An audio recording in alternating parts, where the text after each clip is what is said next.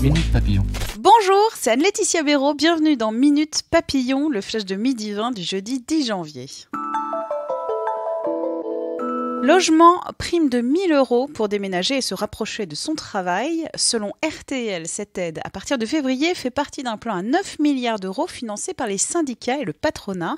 Cette prime déménagement sera adressée aux salariés modestes qui habitent à plus de 30 km de leur lieu de travail. Aucun justificatif de dépenses ne sera demandé, précise la radio. Un changement d'adresse suffira. Cagnotte en faveur des policiers blessés, 860 000 € récoltés en 48 heures.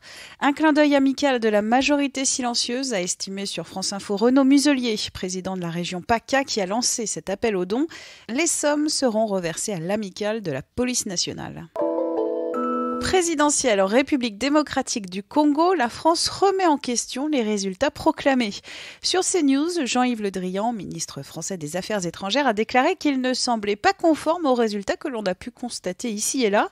Les résultats en faveur de l'opposant Félix Tshisekedi sont contestés par un autre candidat et par l'Église catholique. Paris, les transports gratuits pour les enfants à partir du 1er septembre. Gratuité du pass Navigo pour ceux qui ont entre 4 et 11 ans. Remboursement partiel pour tout ou partie des élèves du secondaire. Pass Navigo gratuit pour les Parisiens handicapés de moins de 20 ans. Et prise en charge de l'abonnement Vélib pour les 14-18 ans disposant d'un abonnement Imaginaire ou Navigo.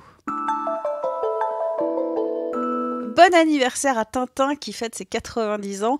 Le héros de Hergé a été publié la première fois le 10 janvier 1929 dans le magazine Petit 20e. Le reporter va bientôt avoir droit à un deuxième film au cinéma, mais aussi peut-être à un album inédit. C'est ce qu'a indiqué ce matin sur France Info le directeur éditorial des éditions Casterman. Foot, le Paris Saint-Germain perd face à Guingamp, le club éliminé de la Coupe de la Ligue. Une première après avoir été invaincu dans la compétition depuis novembre 2012.